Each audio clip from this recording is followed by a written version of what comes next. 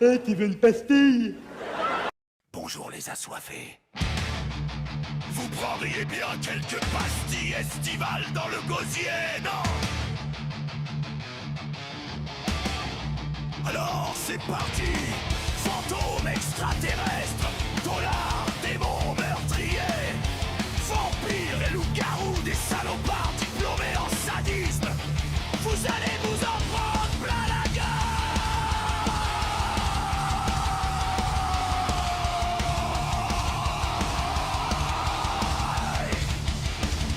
Crazy Cathy et McCoy vous ont préparé une bonne tambouille.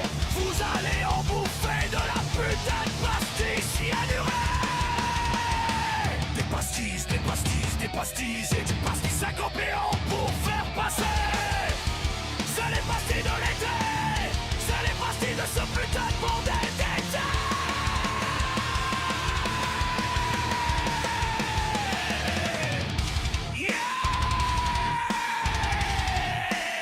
Ça va grave chier.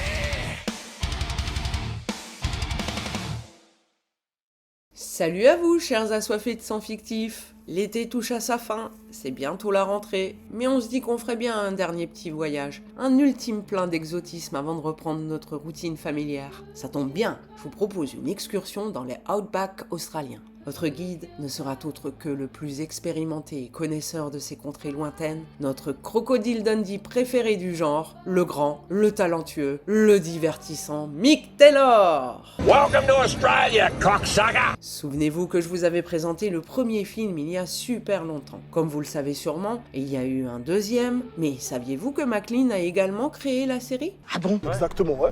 Alors je vais pas vous présenter la première saison, tout simplement parce qu'elle est à mourir d'ennui. Vous regardez un docu National Geographic, c'est pareil. Le réalisateur en personne a dit qu'il avait fait de la merde. En revanche, la saison 2, c'est du lourd, et vous allez pas vous ennuyer. Promis, cette fois, on vous propose un maxi-film où Mick Taylor se régale et nous régale. Yeah, boy. Je balance le pitch, simple mais efficace. Un groupe de touristes participe à un voyage organisé dans la nature sauvage d'Australie. Lors d'un arrêt essence manger pipi, le guide tombe sur Mick Taylor, attiré par l'odeur alléchante de cette belle brochette de victimes. Déjà ils sont étrangers, vous connaissez Mick, ça suffit à l'allumer, mais quand il se rend compte qu'il y a du black, de l'asiate, de l'homo et le pire, un néo-zélandais, il se dit qu'il faut prendre les choses en main. Il se débarrasse du guide encombrant, se fait passer pour son remplaçant devant les touristes. Et là, c'est le drame. Si comme moi vous êtes fan de Mick Taylor, sa bonhomie, son rire, ses punchlines, sa cruauté, vous serez servi. Mais il y a d'autres valeurs ajoutées. L'aspect survival est bien plus présent que dans les films.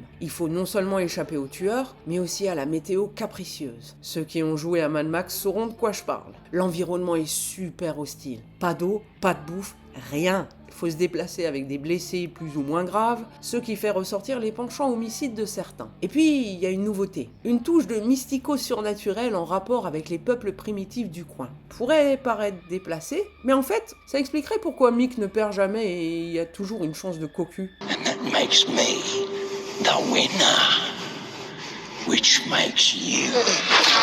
Sinon, je vois sur les internets que Wolf Creek 3 est encore et toujours une arlésienne pour l'instant. Raison de plus pour vous jeter sur la série sans plus tarder. Je me rends compte que j'ai pas grand chose à ajouter par peur de spoiler, alors pour prolonger un peu le plaisir d'être avec vous, je vais mentionner deux autres séries découvertes récemment et qui valent large le coup. C'est parti. L'été dernier, j'ai découvert Warrior, une série de gangsters et d'arts martiaux qui se passe aux USA à la fin du 19e. Des gangs chinois qui se mettent sur la gueule avec des Irlandais, des trafics en tout genre, ambiance western, que des acteurs stylés. Cette série est un pur bijou de style et de punch. C'est nul qu'elle ait été annulée après seulement 3 saisons, à un moment de l'histoire où toutes les cartes étaient redistribuées. C'est honteux.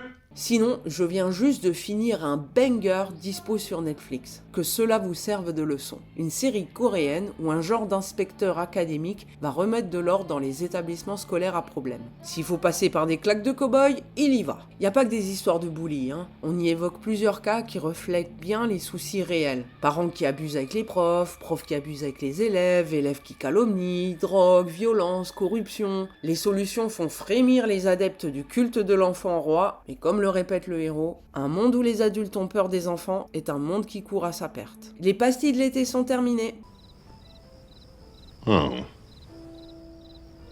J'ai pris beaucoup de plaisir à vous présenter quelques-unes de mes séries chouchoutes, et j'espère qu'à votre tour, vous avez apprécié l'écoute. Je vous invite à présent à me dire dans les commentaires quelles sont vos séries favorites. Je vous remercie pour votre fidélité, je vous souhaite une belle fin d'été, et à bientôt pour un prochain contest. Le bisou! D'habitude, je parle pas, mais là... Abonnez-vous à la chaîne, cliquez sur la clochette et suivez notre actu sur Facebook.